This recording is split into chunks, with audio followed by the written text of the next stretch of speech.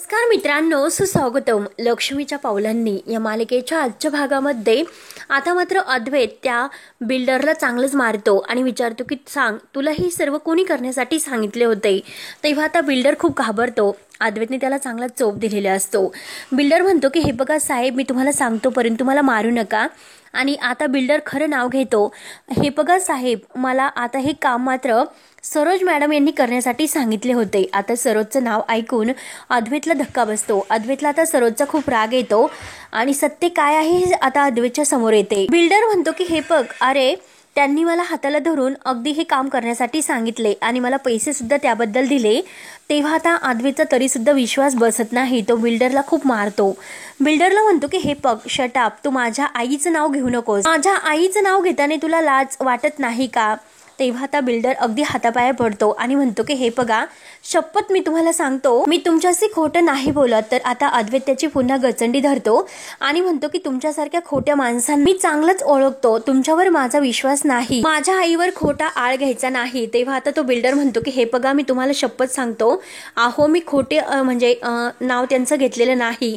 खरंच त्यांनीच मला हे सर्व करण्यासाठी सांगितले होते. तेव्हा आता अद्वैत म्हणतो की काय रे, या सर्वाचा पुरावा काय आहे तुझ्याकडे. तेव्हा आता तो माणूस म्हणतो की थांबा, मी तुम्हाला पुरावा दाखवतो. आता अद्वैतने त्याला चांगलंच गचवलेलं असतं आणि तेव्हा तो आपला मोबाईल काढतो आणि त्या फोन पे मधून मात्र जे काही सरोजने त्याला पैसे पाठवलेले असतात तो आता सर्व काही माहिती दाखवतो. तेव्हा आता हे बघितल्यानंतर अद्वैतच्या पायाखालची जमीन सरकते. आता मात्र अद्वैतला सरोजवर पूर्णपणे संशय येतो. तेव्हा आता बिल्डर म्हणतो की हे बघा, मी त्यासाठी स्क्रीनशॉट सुद्धा काढून ठेवले होते आणि जे काही कॉल रेकॉर्डिंग्स आहे तर त्या सुद्धा मी तुम्हाला दाखवतो. तेव्हा आता सरोजची पूर्णपणे रेकॉर्डिंग्स मात्र अद्वैत आता ऐकतो. आता जे काही दुकान आहे ते दुकान कोणीही शिल्लक न राहता तेथे आता दुकान अगदी सगळं काही नष्ट करून टाकायचे, म्हणजे दुकान जाळून टाकायचं.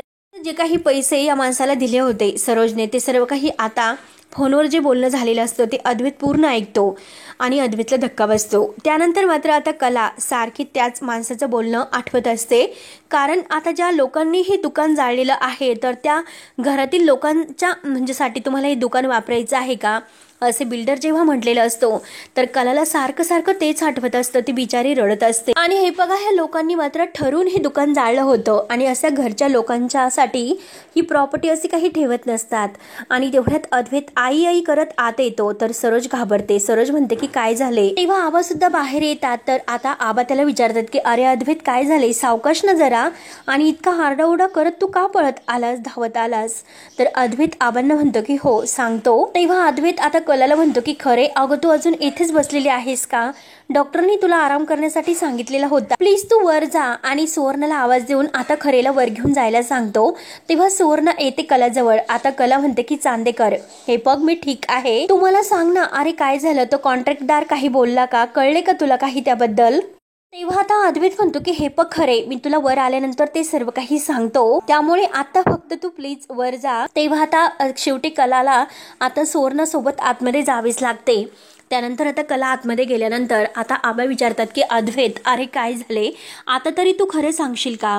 तेव्हा आता अद्वैत खरं सांगायला सुरुवात करतो की ज्या कॉन्ट्रॅक्टदाराला आता कलाच्या दुकानाला आग लावली होती ते आठवते का, आणि सगळ्यात महत्वाचं म्हणजे आई, तुला आठवते का. तेव्हा आता सरोज विचारते की नेमकं तुला काय म्हणायचं आहे. तेव्हा आता अद्वैत म्हणतो की आता जो माणूस आला होता तर तोच माणूस होता, तो कॉन्ट्रॅक्टदार ज्याने खरेच्या दुकानाला आग लावली होती. तर त्याला खरेचं दुकान हवं होतं, तिने नकार दिला म्हणून त्याच्या माणसाने खरेच्या दुकानाला आग लावली आणि खरे आतमध्ये होती तरी सुद्धा त्याने कुठल्याही गोष्टीची पर्वा केली नाही. तेव्हा आता कुणाला काहीच कळत नसते, सरोजला बरोबर कळते.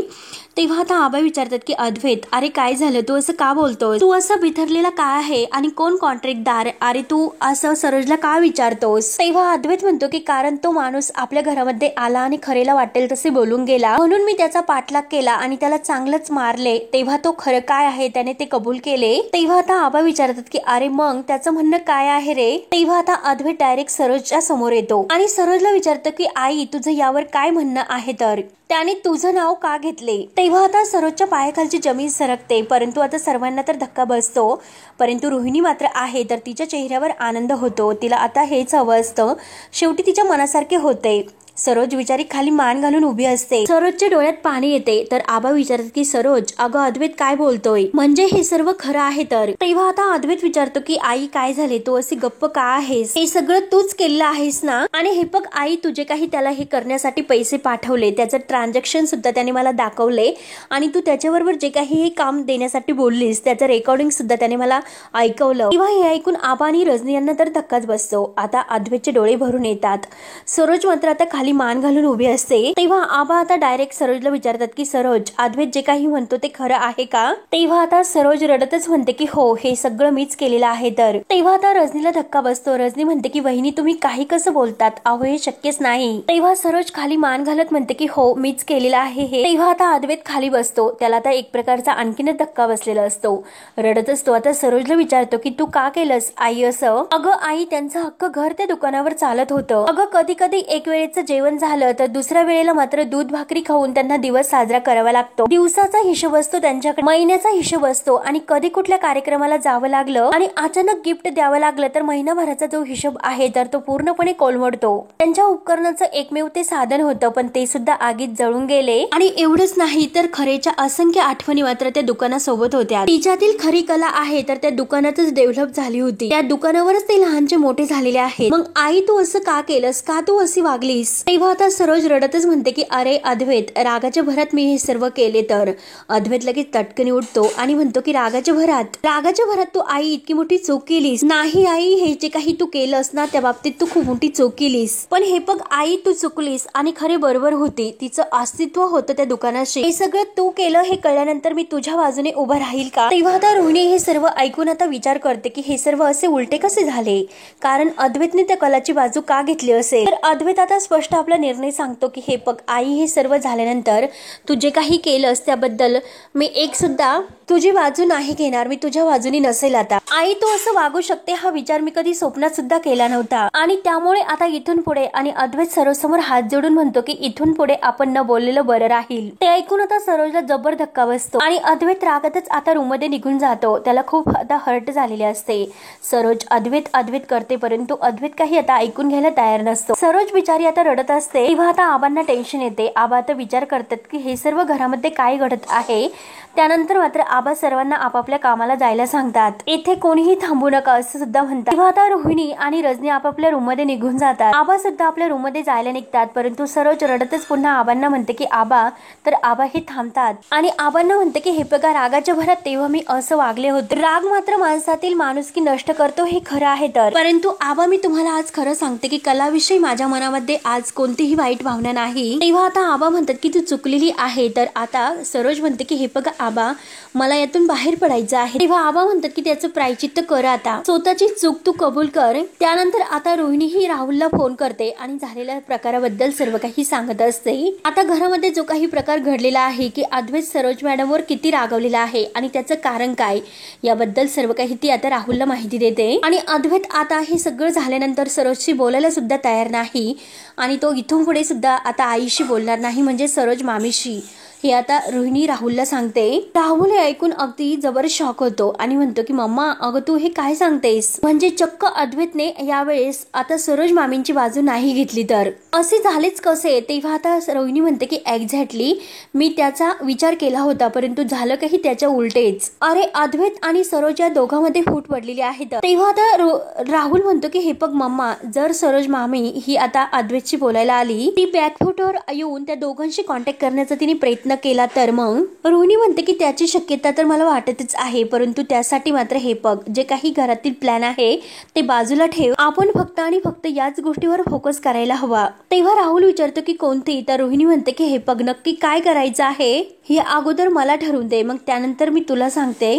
त्यानंतर आता अद्वैत रूम मध्ये येतो आणि कलाला सगळं काही सांगतो. त्या कॉन्ट्रॅक्टदाराने सगळं काही कबूल कसं केलंय आणि आता रोहिणी त्यांच्या दाराशी येऊन हे सगळं ऐकण्याचा प्रयत्न करत असते. आता हे सर्व ऐकल्यानंतर कलाला एक जबर धक्का बसतो. कला अगदी धक्क्याने तोंडाला हात लावते आणि आता अद्वैत हे सर्व अगदी रडतच सांगत असतो. हे सर्व सरोज म्हणजे मम्माने केलेलं आहे. तर हे सर्व काही तो आता कलाला जेव्हा सांगतो तर कलाच्या पायाखालची जमीन सरकून कला आता खूप रडत असते. तर अद्वैत आता म्हणतो की हे बघ, माझा सुद्धा विश्वास नाही बसत खरे, की आई असं वागू शकते म्हणून. तेव्हा आता कलाचा सुद्धा विश्वास बसत नसतो. ती उठते आणि अद्वैतला म्हणते की चांदेकर, अरे तू काही कसं बोलतोस? तो माणूस खोटं बोलतोय, आपल्याला उचकवण्यासाठी हे सर्व करत असतील. नक्की काय असेल आणि तो माणूस इतका खोटं का बोलेल? तरी सुद्धा आता कला पुन्हा म्हणते की नाही चांदेकर, अरे माझा विश्वास नाही बसत.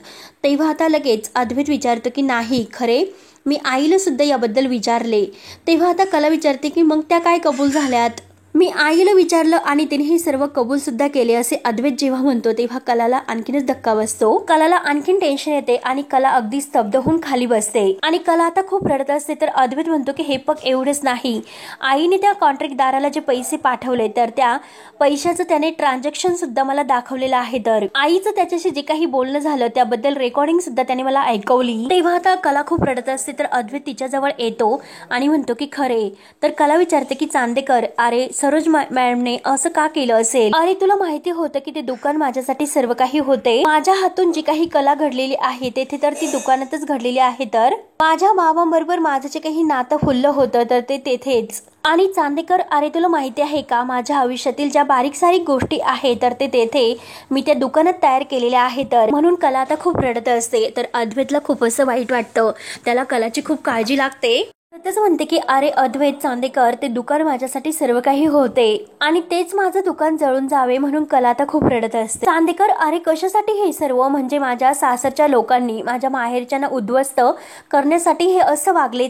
हे दोन्ही घरं माझे आहेत, मग तरी सुद्धा ते असे का वागले असतील? माणूस म्हणून आपण इतक्या वाईट थराला पोहोचलो का? तेव्हा आता अद्वैत म्हणतो की खरे, एकदम बरोबर आहे तुझं. अगं मला सुद्धा आईचं हे वागणं नाही पटलं, तिचा मला प्रचंड राग आलेला आहे. तर इथून पुढे मात्र मी तिच्याशी नाही बोलणार, कधीच नाही. तेव्हा आता कला म्हणते की चांदेकर हे बघ, येथील नाते माझ्यासाठी बनलेलीच नाही असं मला आता वाटायला लागले रे. म्हणजे बघ ना, अरे जेव्हा आपलं नातं फुलायला लागले होते तेव्हा ते डिव्होर्स पेपरचं प्रकरण घडलं. आता मात्र माझं आणि सरोज मॅडमचं नातं फुलायला लागले होते तेव्हा मात्र आता हे समोर आले. तर आणि हे बघ चांदेकर, माझी सगळ्यांबरोबरची जी नाती आहे ती दुरावणार आहेत की काय याची भीती मला आता वाटायला लागली. तेव्हा आता रोहिणी हे सर्व दोघांचं बोलणं अजूनपर्यंत ऐकतच असते. आता असे बोलून कला आणखीनच रडत असते. तर अद्वैत तिला धरतो आणि म्हणतो की हे बघ खरे, अगं असं बोलून काही होणार नाही, प्लीज तू असं बोलू नकोस, असे काही होणार नाही. तेव्हा मात्र आता रोहिणी हे सर्व ऐकून म्हणते की मला तर असं वाटलं होतं, आता मात्र नेहमीप्रमाणे अद्वैत हा सरोज वहिनीची बाजू घेणार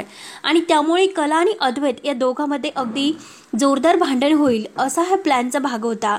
परंतु झाले काही वेगळे. तेव्हा आता कला आपल्या डोळ्यातील पाणी पुसते आणि म्हणते की हे बघ चांदेकर, हे जे काही घडत आहे तर ते माझ्याबरोबर घडलेले आहे आणि या सगळ्याला तू जबाबदार नाहीस. त्यामुळे प्लीज तू सरोज मॅडमशी बोलायचं टाळू नकोस. तुझं त्यांच्याबरोबर असणारं नातं तू तोडू नकोस. तुम्हा मायलेकांचं नातं असंच असावं अशी माझी इच्छा आहे. तर आणि हे जे काही सगळं घडलं तर त्यामुळे तुम्ही एकमेकांपासून दूर व्हावं असं मला नाही वाटत आणि ते कधी माझ्या मनात वाटणार सुद्धा नाही. त्यामुळे तू एकदा प्लीज त्यांच्याशी बोल म्हणून कला आता अद्वैतला रिक्वेस्ट करते. अद्वैत आता विचारात पडलेला असतो. त्यानंतर मात्र आता इकडे सरोज आणि रोहिणी नाश्ता करायला टेबलवर बसलेले असतात. आता सरोजच्या मनामध्ये खूप एक मोठं टेन्शन असते कारण अद्वैत तिच्याशी बोलायला तयार नसतो. असे अद्वैत जेव्हा तिला म्हटलेलं असतो ते सर्व क्षण तिच्या डोळ्यासमोर येत असतात. तिचं कशातही लक्ष लागत नाही. रोहिणी आता तिचा हा पडलेला चेहरा बघत असते. सरोजला आता आबांचं बोलणं आठवतं की प्रायचित्त कर आणि स्वतःची चूक तू कबूल कर. आणि तेवढ्यात मात्र आता रजनी सगळ्यांना नाश्ता वाढवत असते. परंतु तेवढ्यात सुवर्ण आता कलासाठी दूध वगैरे घेऊन वर चाललेली असते. सरोज आता हे सर्व पाहते आणि सुवर्णाला थांबवते. लगेच उठून ती सुवर्ण जवळ येते आणि सुवर्णच्या हातातील ट्रे घेऊन म्हणते की मी जाते. तेव्हा मात्र आता सरोज ही रूम मध्ये गेल्यानंतर काय बोलणार आहे हे ऐकण्यासाठी आता रोहिणी सुद्धा आता एक प्लॅन करते कारण रोहिणीला ते बोलणं ऐकायचे असते. म्हणून आता फोन आलेला आहे आणि फोन घेते, हॅलो हॅलो करत असते आणि नेटवर्क नाही, ऐकू येत नाही, थांबा मी आता वर जाऊन ऐकते असे बोलून ती आता रूमकडे येते. आता रजनी मात्र बारीक लक्ष देऊन रोहिणीकडे पाहत असते. तेव्हा मात्र आता कलाही आतमध्ये सरोज आल्यानंतर विचारते की सरोज मॅडम तुम्ही? तेव्हा सरोज म्हणते की हो, तुझ्यासाठी कॉफी आणली होती. अद्वैत सुद्धा तेथेच बसलेला असतो. तेव्हा कला म्हणते की सरोज मॅडम अहो तुम्ही कशाला कॉफी आणली? तेव्हा सरोज ही आता कलाला कॉफी देते तर कला थँक्यू बोलते. तर आता सरोज अगदी खाली मान घालून म्हणते की हे बघ कला, मला माहिती आहे की माझ्यामुळे जे काही झाले त्याचा तुझ्या तब्येतीवर खूप परिणाम झाला असणार. तू आतमधून अगदी खूप तुटली असेल, तुझ्या मानसिकतेवर परिणाम झालेला असेल आणि हे जे काही झालेले आहे आहे ते सर्व माझ्यामुळे झाले हे मी आज कबूल करते. तेव्हा कला म्हणते की सरोज मॅम, तर सरोज म्हणते की नाही हे बघ कला, मला आज मात्र बोलून दे, माझ्या मनात जे काही आहे ते सर्व मला बोलून दे. म्हणून आता सरोज ही कलाजवळ खाली बसते. आता खाली मान घालत सरोज ही कलाला म्हणते की कला, अगं सुरुवातीला तू माझ्या मुलाच्या जवळ करायची, त्याच्यावर ऑर्डर सोडायची, त्याची बायको होण्याचा प्रयत्न तू करायची. हे जे काही सुरू होतं ते मला खपत नव्हते आणि हे बघ मला त्या प्रत्येक गोष्टीचा खूप राग येत होता आणि त्या रागाच्या भरात मी हा इतका मोठा निर्णय घेतला होता. परंतु आज मात्र माझा मुलगा त्याच्या बायकोच्या बाजूने खंबीरपणे उभा राहतो हे बघून खरंच मला खूप बरं वाटलं. आणि हे बघ ते माझ्या संसाराच्या बाबतीत कधीही घडलेले नाही आणि तेच माझा मुलगा त्याच्या बायकोच्या बाबतीत करतोय. आणि खरं सांगू का कला, अगं बायको असणं आणि एक आई असणं या दोन्ही सुद्धा गोष्टी वेगवेगळ्या आहेत आणि तसेच मुलगी असणं किंवा सून असणं या सुद्धा दोन्ही गोष्टी खूप वेगळ्या आहेत. आता मात्र रोहिणीचं हे सर्व ऐकून आणखीनच जळफळाट होतो, कारण तिने जे ठरवले होते तर त्याच्या सगळं काही प्लॅनच्या विरोधात झालेले असते. आता म्हणजे रोहिणीला असं वाटत असते की ह्या सगळ्यामध्ये कडाक्याचं भांडण होईल आणि हे सगळेजण एकमेकांच्या विरोधी होतील.